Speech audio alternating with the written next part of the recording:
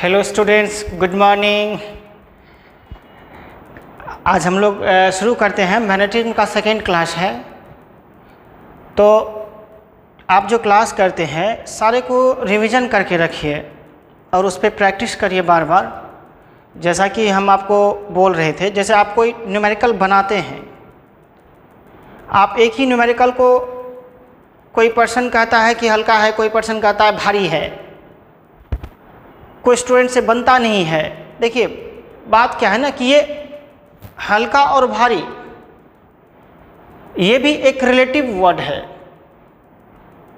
एक ही क्वेश्चन किसी भी स्टूडेंट के लिए हल्का हो सकता है या वही स्टूडेंट किसी दूसरे स्टूडेंट के लिए वही क्वेश्चन किसी दूसरे स्टूडेंट के लिए भारी हो सकता है। तो आप अपना लेवल, आपका लेवल क्या है उस पर डिपेंड करता है। यदि आप थोड़ा लेवल मेंटेन करके चल रहे हैं तो क्या होगा ना, उस लेवल के नीचे का क्वेश्चन आपको हल्का लगेगा और उस लेवल के ऊपर का क्वेश्चन आपको भारी लगेगा। तो मैं डिपेंड करता है आप पे कि आप किस लेवल को मेंटेन करते हैं।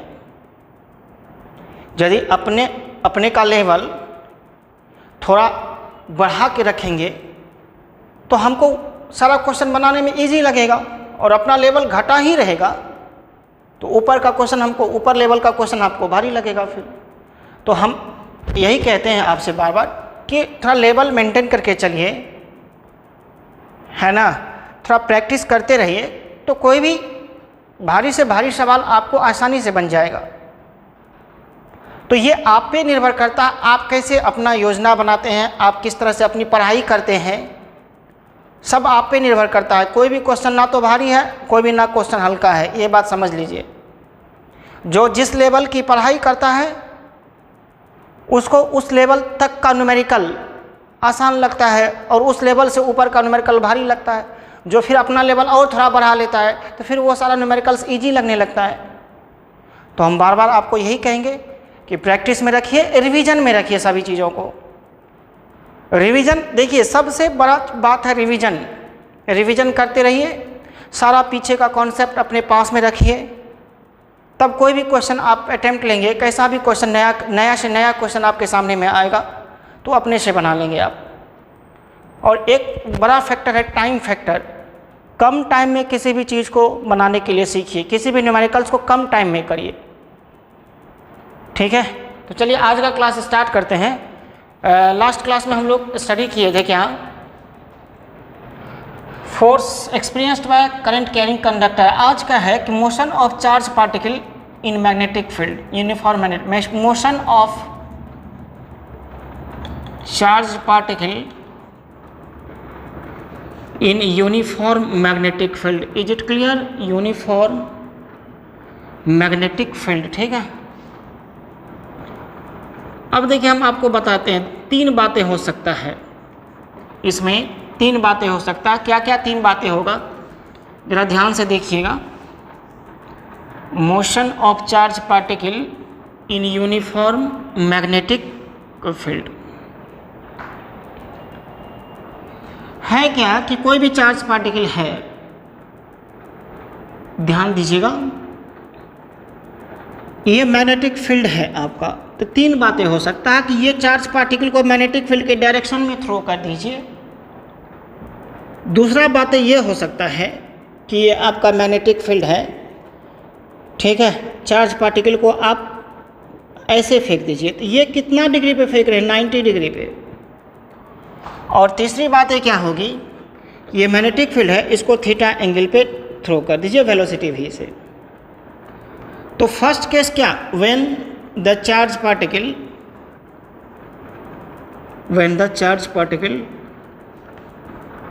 enters into magnetic field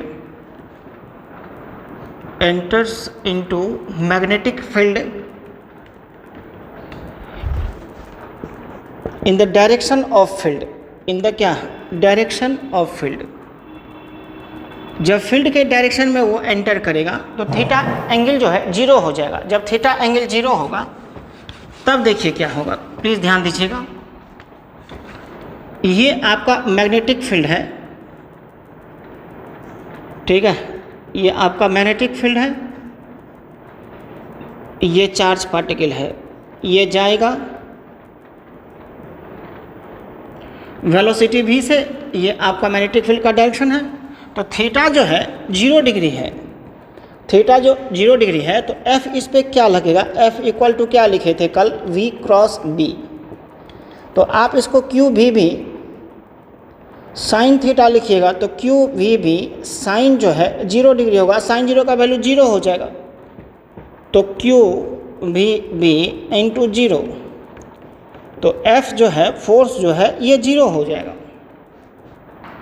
समझिए, तो मीन्स जब चार्ज पार्टिकल मैग्नेटिक फील्ड के डायरेक्शन में एंटर करेगा तो ये फोर्स एक्सपीरियंस नहीं करेगा, तो जो इसका पाथ है वही पाथ हो जाएगा।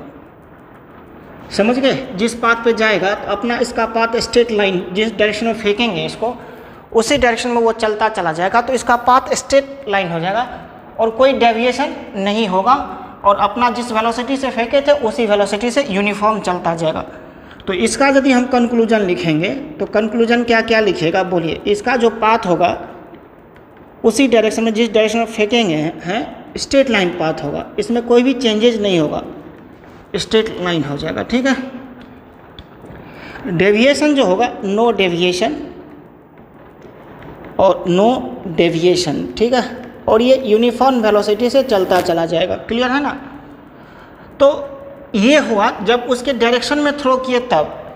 एक मेन डिस्कशन है उसके परपेंडिकुलर डायरेक्शन में थ्रो करेंगे तब देखिए क्या होगा। ठीक है, ये फर्स्ट केस हुआ, फर्स्ट केस नोट कर लीजिए। अब देखिएगा सेकेंड केस क्या होगा। When the charge particle enters into magnetic field in a direction perpendicular to magnetic field. देखिए सेकेंड नंबर का case,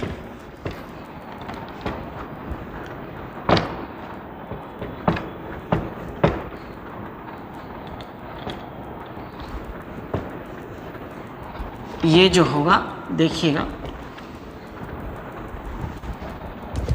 enters into magnetic field in a direction, second number में in a direction perpendicular to magnetic field, perpendicular to magnetic field. देखिएगा perpendicular to magnetic field लीजिएगा, तो ये कैसे निकालेंगे हम लोग, ये कैसे करेंगे, ये बहुत ही अच्छा डिस्कशन है। प्लीज़ इसको ध्यान से देखिएगा सब लोग, हम आपको समझाने का कोशिश करते हैं, आप समझ जाइएगा और लेकिन अच्छे से देखिएगा तब समझिएगा। हम परपेंडिकुलर फील्ड ले लेते हैं, हम फील्ड ऐसा ले लेते हैं। देखिएगा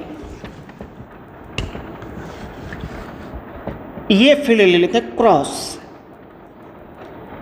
क्रॉस मतलब क्या, फील्ड जो है गोइंग इनटू द प्लेन है, फील्ड जो है गोइंग इनटू द प्लेन, ऐसा ये आपका फील्ड है। ठीक है, अब यहाँ पे कैसे करेगा ये चीज़ देखिए, कोई पहले हम समझाते हैं तब आराम से करिएगा। फील्ड ऐसे है अंदर की ओर, इसको चार्ज पार्टिकल को ऐसे फेंक देंगे। देखिए डायरेक्शन देखिए, फील्ड अंदर की ओर है, चार्ज पार्टिकल हम ऐसे फेंकेंगे तो एंगल कितना डिग्री, 90 डिग्री। हेलो, एंगल कितना डिग्री, 90 डिग्री, परपेंडिकुलर डायरेक्शन में थ्रो कर रहे। अब जब ऐसे फेंके जरा सा ध्यान दीजिएगा, फील्ड अंदर की ओर है। इसमें सबसे इंपॉर्टेंट चीज़ है इस चैप्टर में डायरेक्शन। जो स्टूडेंट डायरेक्शन को अच्छे से समझ गया उसको मैग्नेटिज्म जरा भी भारी नहीं लगेगा। इसलिए हम एक बात कहेंगे कि डायरेक्शन पे ऑलवेज फोकस करिए, नहीं तो कुछ भी नहीं समझ में आएगा। सिर्फ डायरेक्शन पे ध्यान दीजिए, वही फोर्स ही पढ़ना है और दूसरा चीज़ नहीं पढ़ना है इसमें। लेकिन डायरेक्शन आपका क्लियर रहेगा तो कहीं भी कोई प्रॉब्लम नहीं होने वाला है पूरा थ्रू आउट द चैप्टर। ठीक है, देखिए ध्यान दीजिएगा, फील्ड का डायरेक्शन अंदर है, वेलोसिटी इधर है, तो F बराबर Q V क्रॉस V। देखिए ये जो है ना ये अंदर की ओर है, ये V क्रॉस V करिए, थंब ऊपर की ओर है तो फोर्स ऊपर की ओर लगेगा। देखिए यहाँ पे फोर्स ऊपर की ओर लगेगा, ऊपर की ओर जो लगेगा फोर्स ये इसको ऐसे खींच लेगा। अब यहाँ पे चलिए, इस पॉइंट पे चलिए,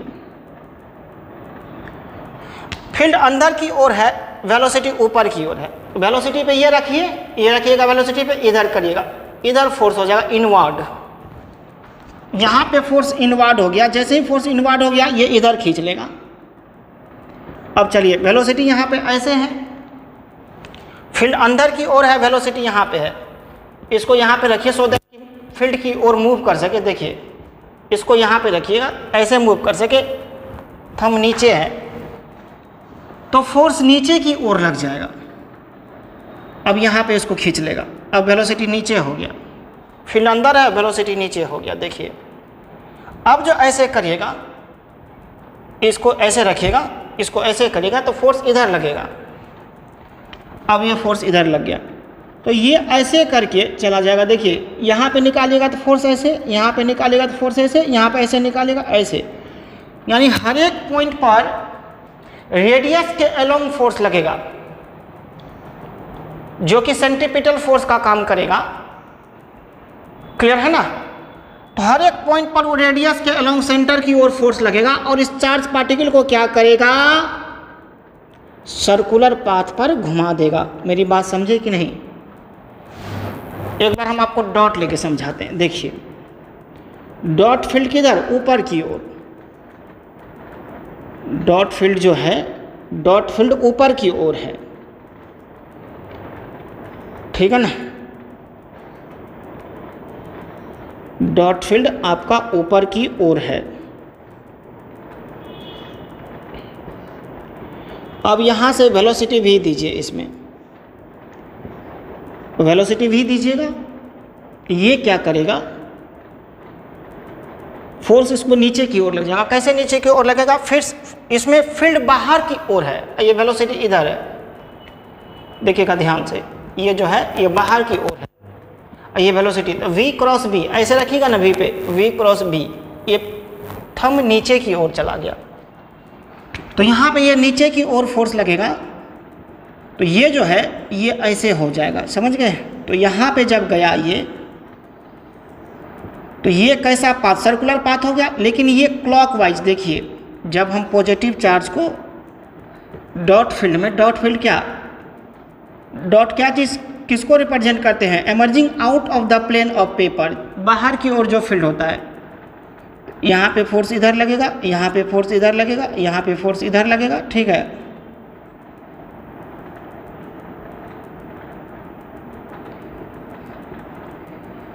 यहाँ पे फोर्स इधर लगेगा, यहाँ पे फोर्स इधर लगेगा। क्लियर है?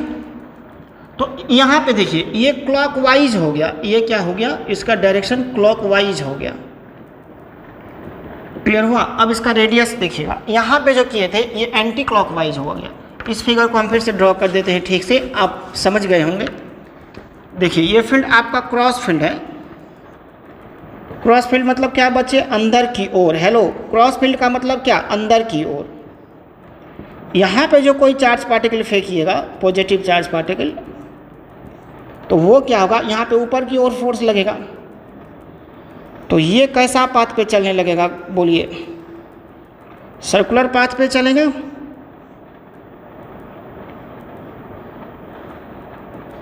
ये फोर्स इधर, ये फोर्स इधर, ये फोर्स इधर, ये फोर्स इधर। ये पॉजिटिव चार्ज पार्टिकल है, वेलोसिटी v है, यहाँ पे वेलोसिटी v, यहाँ पे वेलोसिटी v, यहाँ पे वेलोसिटी v, ठीक है? तो ये जो हुआ ये कैसा हो गया, बोलिए? इसका direction anti clockwise. Anti clockwise मतलब आप क्या समझे, जब भी किसी चार्ज पार्टिकल को हम क्या करेंगे, मैग्नेटिक फील्ड में मैग्नेटिक फील्ड के परपेंडिकुलर डायरेक्शन में फेंकेंगे तो कैसा पाथ पे चलेगा, सर्कुलर पाथ पे चलेगा, आइदर क्लॉकवाइज और एंटी क्लॉकवाइज। तो इसका कंक्लूजन क्या लिखेंगे, तब रेडियस निकालेंगे। देखिए कंक्लूजन क्या लिखिएगा, when A charge particle enters into magnetic field, enters into magnetic field, ठीक है, in a direction perpendicular to magnetic field, in a direction perpendicular to magnetic field, perpendicular to magnetic field, comma, it moves on circular path, magnetic field it moves on क्या, on circular path, because of what, because magnetic field provide required centripetal force to move on circular path. ठीक है, तो यहां पर ऐसा भी लिख सकते हैं, the magnetic field provide required centripetal force, provide required centripetal force to move on circular path, to move on क्या, सर्कुलर पाथ। अब इसका रेडियस देखिए, hello, radius of circular path, जरा ध्यान दीजिएगा, रेडियस ऑफ सर्कुलर पाथ, उसका फिर kinetic energy, फिर उसका टाइम पीरियड, फिर उसका फ्रीक्वेंसी, ये सब निकालना पड़ेगा। ठीक है, तो देखिए रेडियस कैसे निकालेंगे, सेंट्रीपिटल फोर्स Fc बराबर क्या लिखिएगा, mv² bye r, equation number 1।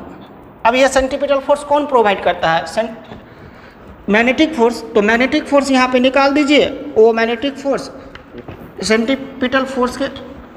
Centripetal force के बराबर हो जाएगा। तो यहाँ पे निकाल के दिखाते हैं आपको, मैग्नेटिक फोर्स क्या लिखे थे, m v क्रॉस b, तो q v क्रॉस b, अब b साइन कितना 90 डिग्री होगा, क्योंकि देखिए परपेंडिकुलर डायरेक्शन में फेंके हैं, तो m v b sine 90, sine 90 का वैल्यू 1 हो जाएगा। तो मैग्नेटिक फोर्स कितना हो गया बोलिए, m v b, equation number 2। तो from equation first and second, तो mv² बाय r बराबर qvb, ठीक है, qvb, एक भी कट गया, तो यहाँ बचा mv, यहाँ बचा qb, तो r बराबर क्या हो जाएगा बोलिए, mv बाय qb। कोई दिक्कत?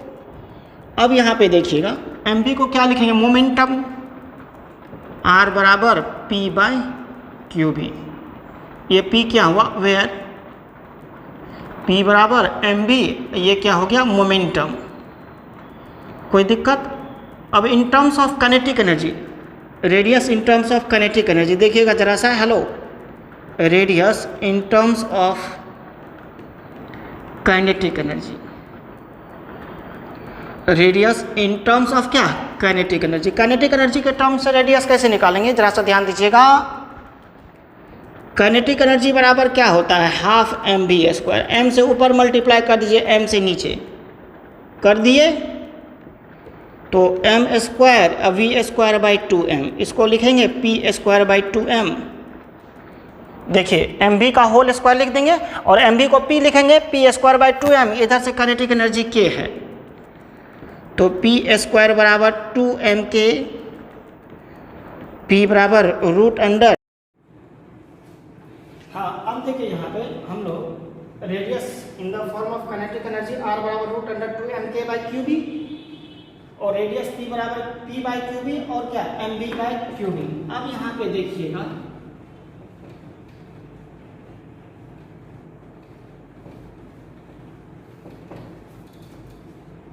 टाइम पीरियड, यहाँ पे देखिए ध्यान से, टाइम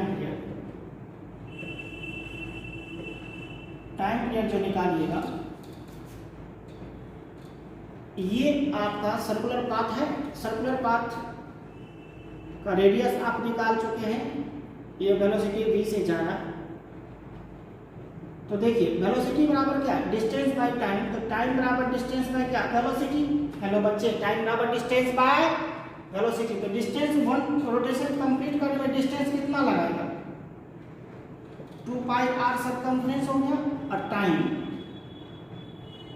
वेलोसिटी v हो गया, इसको लिख सकते हैं 2 pi by v into r। r जो निकाले थे, क्या निकाले थे, mv बाई क्यू बी लिखे थे अभी जस्ट, तो v भी कैंसिल आउट हो गया, तो टाइम पीरियड 2 पाई m बाय क्यू बी, ये टाइम पीरियड हो गया। अब इसका फ्रीक्वेंसी निकालेंगे, तो फ्रीक्वेंसी क्या लिखेंगे, रेसिप्रोकल ऑफ टाइम पीरियड, तो फ्रीक्वेंसी बराबर 1/t 1/2πm/qb,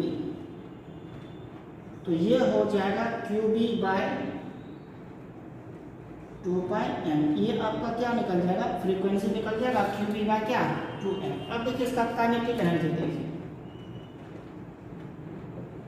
kinetic energy K बराबर ½ mv², समझ गए। तो हाफ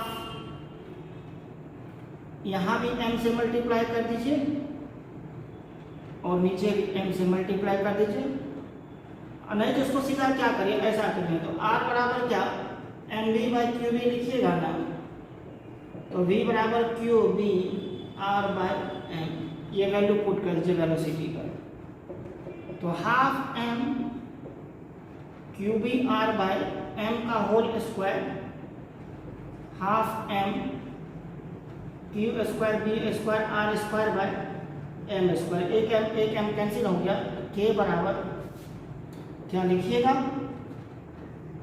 q² b² r² क्या हो जाएगा 2m। तो ये हो गया आपका क्या काइनेटिक एनर्जी, समझ गए, रेडियस के टर्म में q² b² r²/2m। अब इसको नोट कर लीजिए। अब थीटा एंगल पे हम डाल करके देखते हैं कि क्या हो सकता है। एक 0 डिग्री पे थ्रो किए, एक 90 डिग्री पे थ्रो किए, अब थीटा एंगल पे थ्रो करते हैं, तब समझाते हैं, देखिएगा क्या होगा। ठीक, अब जो है when the charged particle enters into magnetic field at an angle of theta with the direction of magnetic field,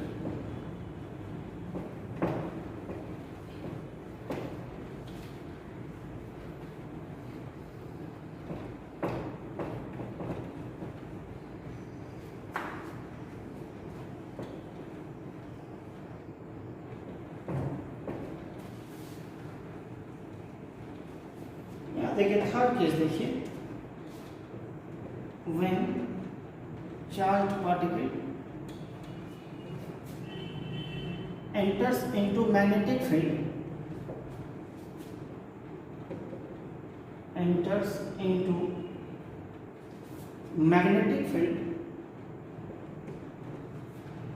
at an angle of theta, at an angle of क्या theta with the direction of magnetic field, तब यहाँ पे क्या होगा देखिएगा जरा सा, direction of magnetic field, यहाँ पे समझिएगा जरा सा, ये वाला भी केस बहुत अच्छा है, बहुत इंटरेस्टिंग है। यहाँ पे देखिए ये मैग्नेटिक फील्ड का डायरेक्शन है, समझ गए, और ये आपका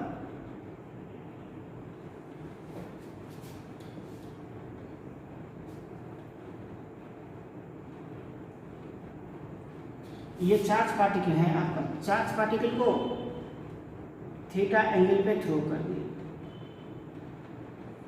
तो ये जब थीटा एंगल पे इसको हम फेंके तो दो कंपोनेंट होगा, इधर का कंपोनेंट होगा v cos थीटा, इसको v1 मान लेंगे, और इधर का कंपोनेंट होगा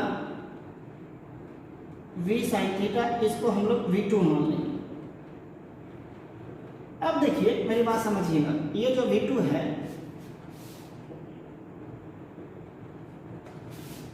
ये जो v2 निकला आपका, ये v2 कितना है आपके पास v sin थीटा, तो ये जो v sin थीटा है ये फील्ड के परपेंडिकुलर डायरेक्शन में, देखिएगा ये फील्ड इधर है, v2 sin थीटा इधर है, v sin थीटा, तो ये कंपोनेंट जो वेलोसिटी का है परपेंडिकुलर है, इसके वजह से ये सर्कुलर पाथ पे घुमाएगा ऐसे ऐसे,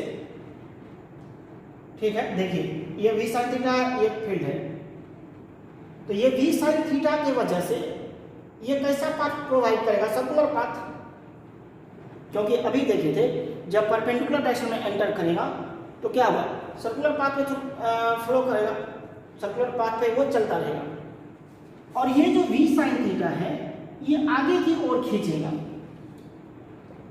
ये लीनियर मोशन प्रोवाइड करेगा v cos थीटा आगे की ओर, ये जो v sin थीटा है इस वेलोसिटी के कारण मैग्नेटिक फील्ड क्या होगा, रिक्वायर्ड सेंट्रीपिटल फोर्स प्रोवाइड करेगा उसको सर्कुलर पाथ पे घूमने के लिए। देखिए ये सर्कुलर पाथ, ये लीनियर मोशन, ये सर्कुलर मोशन, ये लीनियर मोशन, इसके वजह से सर्कुलर मोशन, इसके वजह से लीनियर मोशन, और दोनों का कंबाइन हो जाएगा तो ये हेलिकल पाथ हो जाएगा। समझ गए?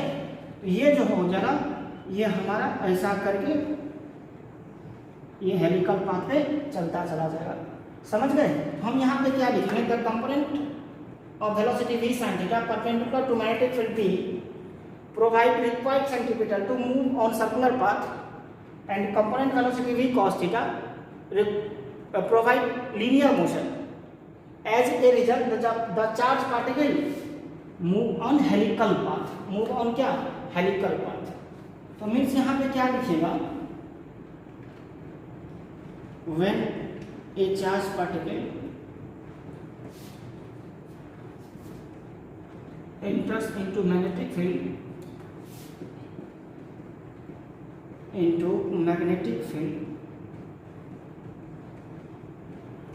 at an angle theta with the direction of magnetic field, direction of क्या, magnetic field, comma the component velocity v sin theta, the component velocity अच्छा ऐसा लिखेगा,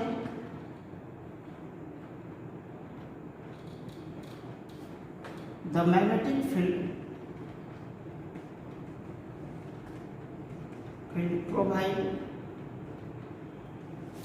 required centripetal force,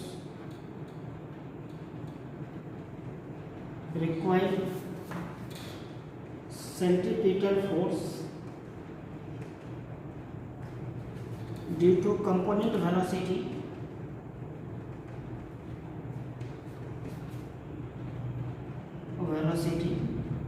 v sin theta to move on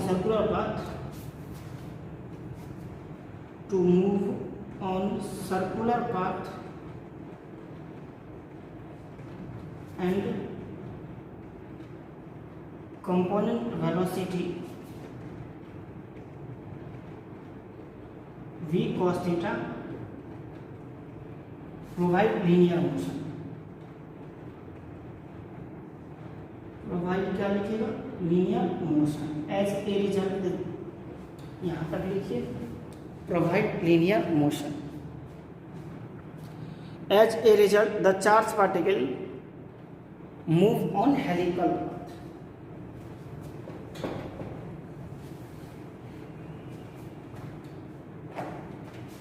As a result, the charged particle move on क्या लिखेगा, helical path. समझे क्या? ये क्या करेगा, सर्कुलर मोशन ऐसे प्रोवाइड करेगा और वो उधर लीनियर मोशन, तो दोनों का कॉम्बिनेशन से ये ऐसे करके स्प्रिंग की तरह बढ़ता चला जाएगा। समझ गए? अब यहाँ पे देखिएगा रेडियस निकालिएगा तो m वेलोसिटी की रेडियस मतलब सर्कुलर मोशन किस वेलोसिटी के कारण, v2 के कारण, तो mv2 बाय क्या लिखेंगे, qb, तो m v sin theta by क्या हो जाएगा, qb। ये क्या निकल गया आपका, ये रेडियस निकल गया mv sin theta bye qb। Clear है? अब यहाँ पे आप क्या निकालना चाहेंगे, टाइम पीरियड तो आपका वही रह जाएगा, क्योंकि टाइम पीरियड एंगल पर डिपेंडेंट नहीं है, वो 2πm बाय क्यूबी। जो सर्कुलर मोशन का जो टाइम पीरियड होगा, मीन्स एक रेवोल्यूशन का जो टाइम पीरियड होगा वो वही हो जाएगा जो पहले हुआ था, टाइम पीरियड ये हो जाएगा, और फ्रीक्वेंसी जो होगा वही क्यूबी बाय 2πm हो जाएगा फ्रीक्वेंसी। अब यहाँ पे एक चीज देखना है, नया चीज यहाँ पे इंट्रोड्यूस करेंगे, पिच। ये जो पिच है, ये पिच क्या होता है, PITCH। ये जो पिच क्या होता है, जब तक ये एक रोटेशन कंप्लीट करेगा तब तक जितना ये लीनियर डिस्टेंस कवर कर लेगा। जैसे आप स्प्रिंग देखते हैं ना, स्प्रिंग का दो पाथ ले लीजिए, मतलब उसका जो 2 कॉइल्स ले लीजिए स्प्रिंग का, ठीक है, 2 टर्न्स ले लीजिए। उस दोनों टर्न्स के बीच में जो गैप होगा ना, उस गैप को हम लोग क्या कहते हैं, यहाँ पे पिच कहते हैं। नहीं तो आप ऐसे भी कह सकते हैं ना, जितना देर में वो एक रोटेशन कंप्लीट करेगा, एक सर्कुलर पाथ कंप्लीट करेगा, उतना देर में तो वो आगे भी बढ़ रहा है ना, तो आगे बढ़ने पर वो जितना डिस्टेंस ट्रैवल करेगा, मतलब लीनियर डिस्टेंस जितना वो तय करेगा, जब एक टाइम पीरियड में जब तक वो 1 रोटेशन कंप्लीट करेगा, तब तक वो जो लीनियर डिस्टेंस जो ट्रैवल करेगा मैग्नेटिक फील्ड के डायरेक्शन में, उस लीनियर डिस्टेंस को हम लोग यहाँ पे पिच कह देते हैं। यानी the linear distance travel by the charge particle when it complete 1 rotation is called pitch. तो यहाँ पे पिच के लिए देखिए कैसे निकालेंगे।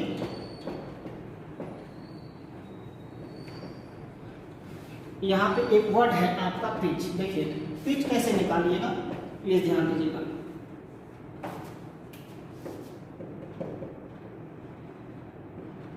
The linear distance travelled by charge particle, ठीक है, travelled by charge particle when it complete 1 rotation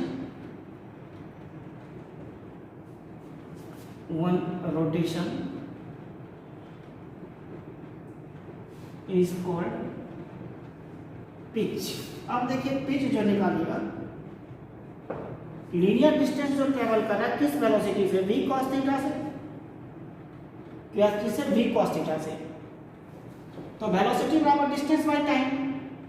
तो मान लीजिए यहां से स्टार्ट किया और यहां से यहां तक जाने में एक रोटेशन कंप्लीट कर लिया, तो वही टाइम पीरियड के बराबर टाइम लगेगा और लीनियर डिस्टेंस ये हो गया, इतना दूर का लीनियर डिस्टेंस हो गया। तो डिस्टेंस जो निकालेंगे, डिस्टेंस बराबर वेलोसिटी बराबर डिस्टेंस बाय टाइम लिखते हैं ना, तो डिस्टेंस बराबर वेलोसिटी इनटू टाइम। तो आप पिच जो निकालिएगा, तो पिच देखिए, पिच कैसे निकालिएगा, डिस्टेंस हुआ ये डिस्टेंस हुआ, वेलोसिटी इनटू टाइम। तो वेलोसिटी कितना लिखिएगा, v cos theta, linear motion जो है किस वेलोसिटी से है, v cos थीटा से, और टाइम क्या लिखिएगा, t। तो देखिए v cos थीटा टाइम क्या होगा, 2 पाई m और बाय qb। मेरी बात समझे, यानी पिच बराबर जो निकालिएगा 2 पाई m v cos theta by qb। ये आपका जो निकल गया, ये पिच निकल गया 2 पाई m v cos theta by क्या, qb। Is it clear. अब इस पे देखिए एक न्यूमेरिकल देखिएगा, इसको नोट कर लीजिए।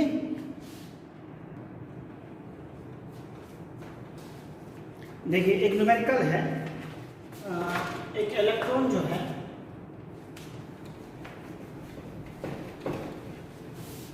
देखिए एक इलेक्ट्रॉन,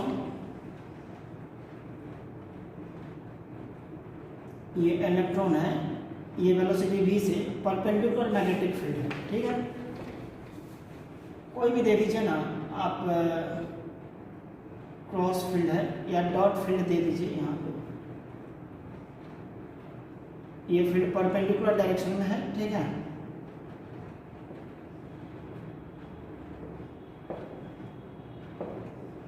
ये फील्ड है परपेंडिकुलर डायरेक्शन में है। अब यहाँ पे रेडियस दिया हुआ है, रेडियस निकालना है।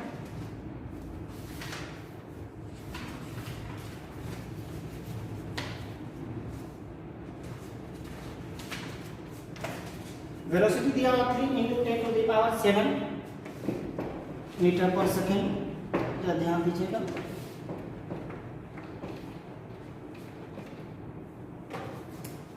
वेलोसिटी है 3 × 10⁻⁷ मीटर पर सेकेंड और मैग्नेटिक फील्ड है 6 × 10⁻⁴ टेस्ला।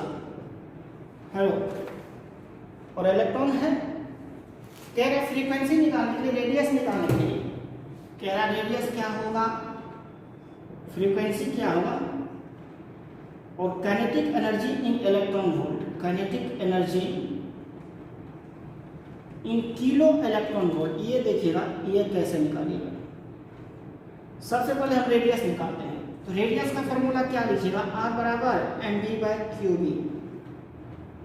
हेलो समझिए, तो इलेक्ट्रॉन का मास कितना 9.1 इंटू 10⁻⁻31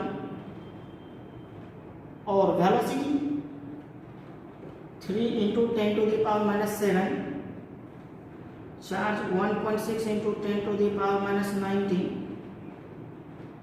और फील्ड जो है 6 गुना 10⁻⁻4 के साथ। ये रेडियस हो गया।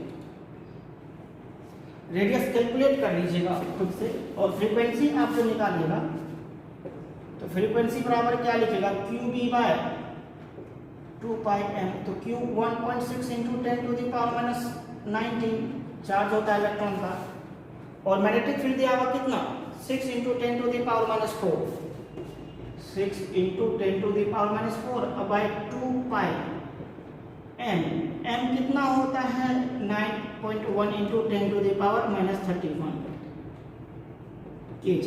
तो ये आपका फ्रीक्वेंसी निकल जाएगा, कैलकुलेट कर लीजिएगा। अब काइनेटिक एनर्जी निकालिए। हेलो, तो आप सिंपल काइनेटिक एनर्जी आप कैसे निकाल दीजिए, हाफ mv²। तो ये हाफ मास कितना 9.1 इंटू 10⁻⁻31। अब वेलोसिटी दिया हुआ है, कितना दिया हुआ 3 इंटू 10⁻⁻7 का होल स्क्वायर। ये जूल में हुआ kinetic energy. Kilo electron volt, देखिए किलो में बदलने के लिए 1000 से डिवाइड कर देंगे, इलेक्ट्रॉन वोल्ट में बदलने के लिए याद है आपको बताया था ना, 1 electron volt equal to 1.6 into 10⁻⁻19 joule. इतना से डिवाइड कर देंगे, ठीक है, तो वो इलेक्ट्रॉन वोल्ट में बदल जाएगा। तो देखिए काइनेटिक एनर्जी जो है तो वो है ही 9.1 इंटू 10⁻⁻31 इंटू 9 इंटू 10⁻⁻14। अब बाय क्या करेंगे 1000 किलो में बदल गया, अब 1.6 इंटू 10⁻⁻19 से डिवाइड कर देंगे, ये किलो इलेक्ट्रॉन वोल्ट में कन्वर्ट हो गया। समझ गए, इसको कैलकुलेट कर लीजिएगा, वो किलो इलेक्ट्रॉन वोल्ट में कन्वर्ट हो गया। फ्रीक्वेंसी निकाल लीजिएगा, यहाँ से रेडियस निकाल लीजिएगा। एनसीईआरटी का क्वेश्चन था, ठीक है ना, बहुत छोटा क्वेश्चन है, इसको कंप्लीट कर लिए। अब हाँ, अब देखिए बायोट-सेवर्ट लॉ, ठीक है, ये कंप्लीट हो गया। बायोट-सेवर्ट लॉ है, इसके बाद उसका सारा एप्लीकेशन है।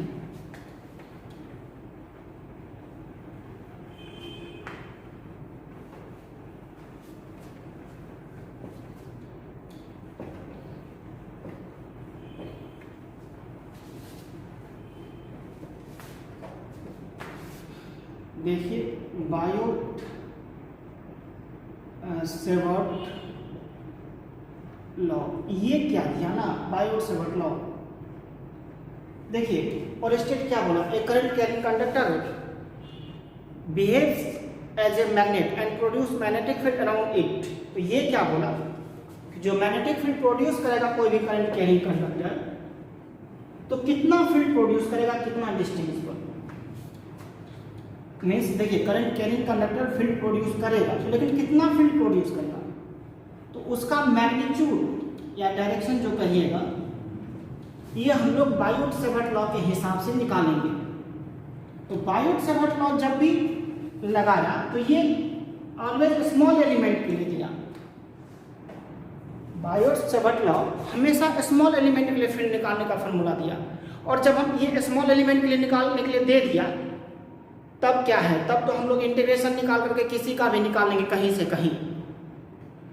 तो बायोट-सेवर्ट लॉ मैग्नेटिक फील्ड का मैग्नीट्यूड और डायरेक्शन निकालने के लिए बताया, और सिर्फ स्मॉल एलिमेंट के लिए बताया है। तो ये क्या होगा, देखिए पहले हम आपको समझा देते हैं, रुकिएगा। ये मान लीजिए एक स्मॉल एलिमेंट है, या एक मान लीजिए कि आपका ये current carrying conductor X Y है, ठीक है, ये करंट कैरी कर रहा है आई, ठीक है,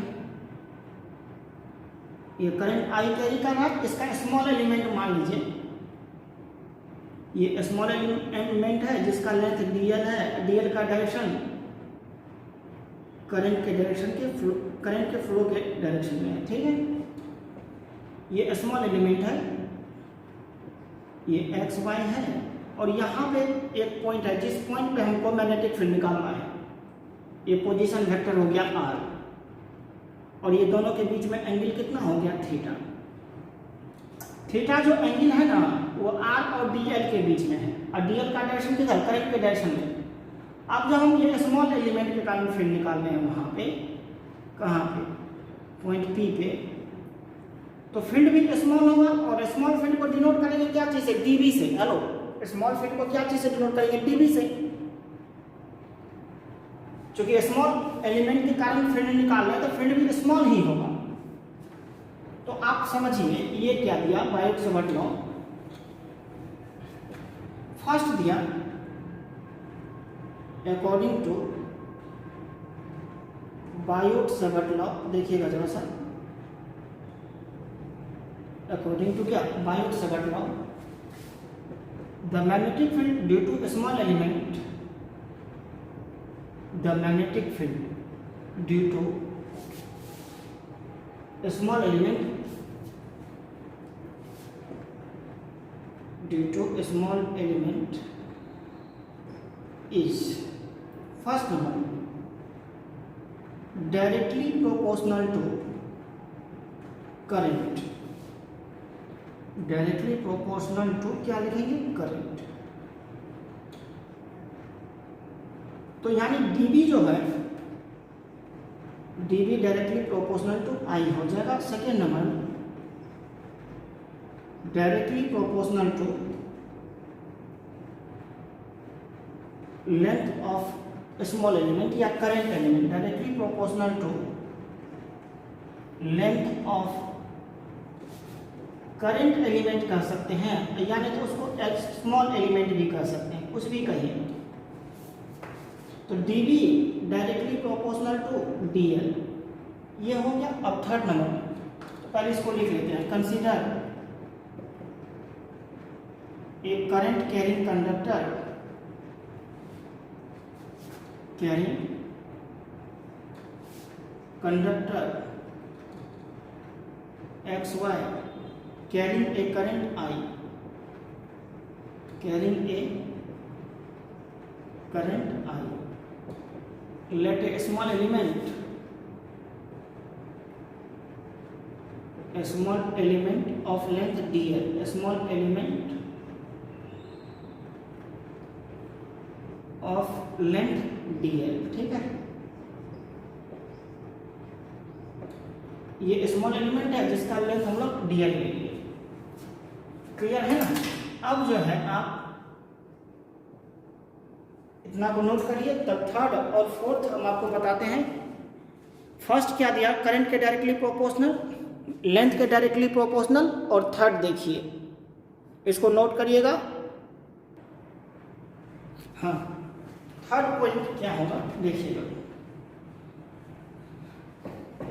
कि dB directly proportional to sine theta, देखिएगा थर्ड फॉर्म क्या लिखना है,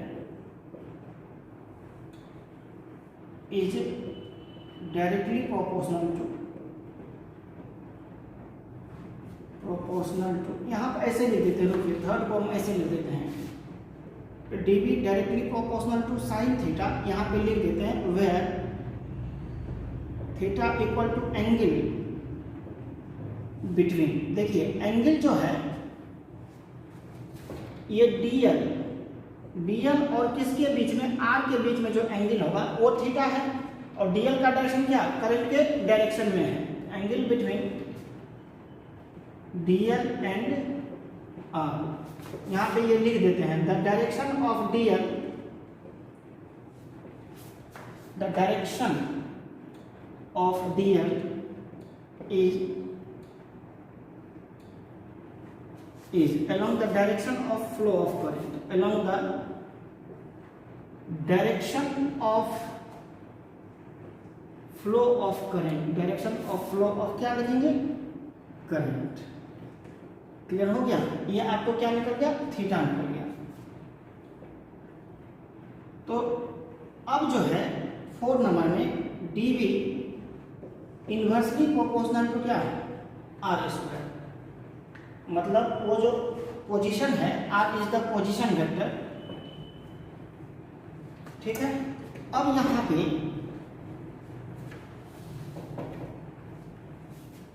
पे भी और भी लिख देते हैं, and r is the position vector. अब तीनों को मिलाइए, मतलब चारों को। सबसे पहला क्या हुआ था, dv directly proportional to i, dv directly proportional to dl, dv directly proportional to sin theta, और dv इनवर्सली प्रोपोर्शनल टू क्या, r स्क्वायर। अब इसको कंबाइन करिएगा तो देखिए dv directly proportional to i dl sin theta by r square हो गया। अब ये जाएगा तो एक कांस्टेंट आएगा k i dl sin theta by r square. अब देखिए k जो है प्रोपोर्शनलिटी कांस्टेंट है, जिसको हम लोग क्या बोलते हैं, जैसे देखिएगा k जो है प्रोपोर्शनलिटी कांस्टेंट है, जो कि मीडियम पे डिपेंड करता है, ठीक है। और k का वैल्यू जो लिखेंगे ना हम लोग म्यू नॉट बाय 4 पाई, जैसे कि याद है वहां भी हम लोग कहाँ इलेक्ट्रोस्टैटिक में भी एप्सिलॉन नॉट पढ़े थे, उसी तरह से यहाँ पे म्यू नॉट है। तो यहाँ पे लिखते हैं where mu naught equal to absolute permeability या एब्सोल्यूट मैग्नेटिक परमिएबिलिटी, इसको लिख सकते हैं एब्सोल्यूट मैग्नेटिक परमिएबिलिटी, ठीक है। और इसका वैल्यू जो होगा ना, जैसे वहां पे लिखे थे ना 9 × 10⁹, याद है 1/4 pi epsilon not. Epsilon not का वैल्यू लिखे थे कितना, सॉरी एप्सिलॉन नॉट का वैल्यू लिखे थे 8.85 × 10⁻⁻12। उसी तरह से यहाँ पे म्यू नॉट का वैल्यू लिखेंगे 4 पाई × 10⁻⁻7 वेबर पर एम्पियर मीटर, समझ गए, यानी तो हेनरी पर मीटर, ये हेनरी पर मीटर भी लिख सकते हैं। यानी म्यू नॉट का वैल्यू कितना हो गया 4 पाई × 10⁻⁻7। जैसे एप्सिलॉन नॉट का वैल्यू वहां पे लिखे थे ना, जैसे देखिए एकदम दिमाग में ये डालिए, वहां पे जो एप्सिलॉन नॉट वर्क कर रहा था इलेक्ट्रोस्टैटिक में, सेम यहाँ पे म्यू नॉट वर्क करेगा। जो रोल प्ले कर रहा था एप्सिलॉन नॉट, वही रोल प्ले करेगा यहाँ पे म्यू नॉट। वहां पे नाम रख दिया एप्सिलॉन नॉट, यहाँ पे नाम रख दिया म्यू नॉट। वहां पे वैल्यू 8.85 × 10⁻⁻12, यहाँ पे वैल्यू 4 पाई × 10⁻⁻7। तो अब जो ये मैग्नेटिक फील्ड का फॉर्मूला हुआ dv बराबर क्या लिखेंगे, mu naught by 4 pi i dl sin theta by क्या r स्क्वायर। ये हो गया मैग्नेटिक फील्ड का मैग्नीट्यूड, किसके कारण, स्मॉल एलिमेंट के कारण, i dl sin theta by r square. इसको अब वेक्टर फॉर्म में डाल देते हैं, तब फिर हम इसको स्पेशल केसेस करा देंगे। और फिर डायरेक्शन, मेन चीज है डायरेक्शन। हम बार बार कह रहे हैं मैग्नेटिज्म में डायरेक्शन इंपॉर्टेंट है। जो बच्चे डायरेक्शन को समझ जाएंगे उनके लिए मैग्नेटिज्म बहुत ही आसान होगा। तो यहाँ तक नोट करिए, तब इसको वेक्टर फॉर्म में देते हैं, तब इसका स्पेशल केसेस करेंगे। फास्ट करिएगा थोड़ा।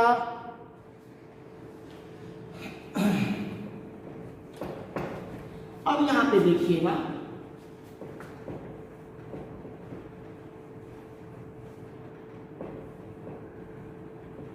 क्या देखिएगा, देखिए इन वेक्टर फॉर्म, इसको वेक्टर फॉर्म में लिखते हैं dv बराबर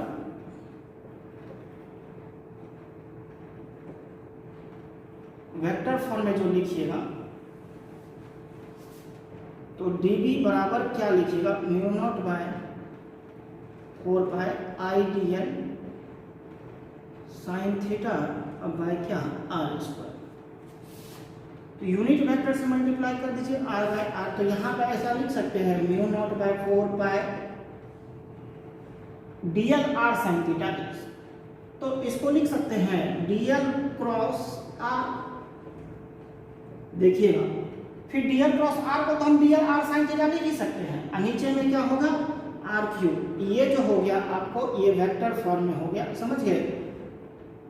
और अब जो इसका डायरेक्शन निकालिएगा dv का, मैग्नेटिक फील्ड का डायरेक्शन, अब तो आप खुद ही समझदार है और बहुत ही तेज है और बहुत ही आराम से कर लीजिएगा। कैसे, dl क्रॉस r, dl पे रखिए, r की ओर करिए क्रॉस, ठीक है ना। स्क्रू अंदर जाएगा तो फील्ड अंदर की ओर, स्क्रू क्लॉकवाइज में घुसेगा तो अंदर की ओर, एंटी क्लॉकवाइज में घूमेगा तो बाहर की ओर। यानी तो dl पे रखिए पाम को, r की ओर जाइए, अंगूठा अंदर है तो अंदर की ओर, dl की इधर जाइए, अंगूठा इधर हो जाए। Means right hand thumb rule या राइट हैंड स्क्रू रूल से दोनों से निकाल सकते हैं आप। अब जब dl क्रॉस r आ ही गया तो क्रॉस प्रोडक्ट तो आ ही गया, क्रॉस प्रोडक्ट का जो डायरेक्शन होगा, dl और r का जो क्रॉस प्रोडक्ट का डायरेक्शन होगा वही आपका dv का डायरेक्शन होगा। और ये क्लियर हुआ कि नहीं। तो ये हो गया बायोट-सेवर्ट लॉ। इसका स्पेशल केसेस देखिए, स्पेशल केसेस इसका बहुत ही बढ़िया है, प्लीज ध्यान दीजिएगा।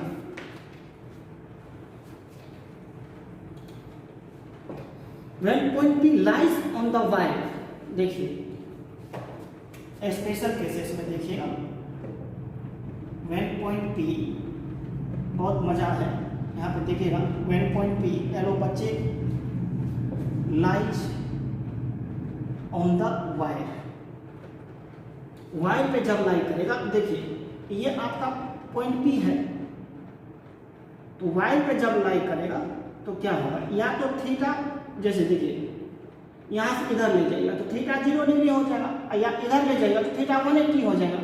मेरी बात समझ रहे हैं ना। जैसे कि देखिए यहाँ पे पॉइंट P है, पॉइंट P को यहाँ पे लेके चले गए, यहाँ पे लेके चले गए तो थीटा 0 डिग्री, यानी तो यहाँ पे लेके चले गए तो थीटा 180 डिग्री, या तो 0 हो गया या तो 180 डिग्री, थीटा 0 डिग्री यानी तो 180 डिग्री होगा। कोई भी वैल्यू रखिएगा तो dv बराबर आप क्या लिखे बोलिए, μ0/4 आइडियल साइन थीटा बाय क्या लिखे बोलिए, आर स्क्वायर लिखे, तो μ0/4 आइडियल साइन 0 बटे आर स्क्वायर। अब μ0 बाय क्या हो गया 4 ideal by R square, sine 0 का वैल्यू 0, यानी मैग्नेटिक फील्ड जो होगा आपका वहां पे 0 हो जाएगा। वायर पे जब मैग्नेटिक फील्ड निकालिएगा इटसेल्फ वायर पे, तब जो होगा मैग्नेटिक फील्ड 0 हो जाएगा। बहुत इंपॉर्टेंट है, इस चीज को नोट कर लीजिएगा, अपने दिमाग में नोट करिएगा, कॉपी में नहीं, दिमाग में नोट कर लीजिएगा कि किसी भी वायर के पॉइंट पर मैग्नेटिक फील्ड 0 हो जाएगा। दूसरा, when theta equal to 90 degree, theta जब 90 डिग्री लीजिएगा तो आप जानते हैं 90 का वैल्यू मैक्सिमम होता है, तो dv बराबर μ0/4 आइडियल साइन 90 अब बाय आर स्क्वायर, साइन 90 का मैक्सिमम होगा तो यहाँ पे dv जो है 90 डिग्री पे ये मैक्सिमम हो जाएगा, कितना होगा μ0/4 आइडियल साइन 90 का वैल्यू 1 हो जाएगा, तो आइडियल बाय क्या होगा बोलिए आर स्क्वायर। ये फील्ड मैक्सिमम हो जाएगा कितना डिग्री पे, 90 डिग्री पे। मेरी बात समझे। केस 1 क्या बोले, when theta equal to 0 degree या 180 डिग्री, या when theta equal to 90 degree, 0 या 180 डिग्री में फील्ड 0 हो जाएगा, और 90 डिग्री में फील्ड क्या होगा मैक्सिमम, और वो मैक्सिमम फील्ड कितना होगा μ0/4 आइडियल बाय क्या बोलिए आर स्क्वायर। अरे समझे, इसको नोट कर लीजिए। यहाँ तक आज का क्लास यहीं तक रहने देते हैं, और नेक्स्ट क्लास में आएंगे तब हम लोग इसका एप्लीकेशन पढ़ेंगे, और इसका पहले कुछ न्यूमेरिकल्स कर लेंगे, फिर हम लोग क्या करेंगे इसका एप्लीकेशन पढ़ेंगे। मेन है इसका एप्लीकेशन, समझे बातों को क्या, मेन इसका एप्लीकेशन है। तो बच्चों क्या करें, नोट कर लीजिए, ठीक। अब इसका एप्लीकेशन हम कल के क्लास में पढ़ेंगे। तो कंप्लीट मैग्नेटिक फील्ड को 2 क्लास हुआ है, 2 क्लास कंप्लीट करके रखिएगा, फिर नेक्स्ट क्लास में आते हैं। में इसका एप्लीकेशन है, बायोट-सेवर्ट लॉ का पूरा एप्लीकेशन है कि क्या सिचुएशन में क्या फील्ड होगा। ऐसा नहीं कि यहाँ पे फील्ड आप ये जो वायर लिए हैं सर्कुलर लीनियर है, कहीं वायर सर्कुलर भी हो जाएगा, कहीं वायर रेक्टेंगुलर भी हो जाएगा, कहीं पे वायर स्क्वायर भी हो जाएगा, कहीं पे हेक्सागोनल शेप का हो जाएगा। तो बहुत तरह का शेप है, तो हर एक शेप के लिए मैग्नेटिक फील्ड हम लोग कैसे फाइंड आउट करेंगे, इस चीज़ को हम लोग कल के क्लास में देखेंगे। बहुत ही मज़ेदार है, बहुत इंटरेस्टिंग है। और दूसरा बात, ये पूरा रिवीजन करके रखिएगा, ठीक है। आज का क्लास यहीं रहने देते हैं। आप सबों को बहुत बहुत धन्यवाद, है ना। बच्चे ठीक से पढ़िएगा।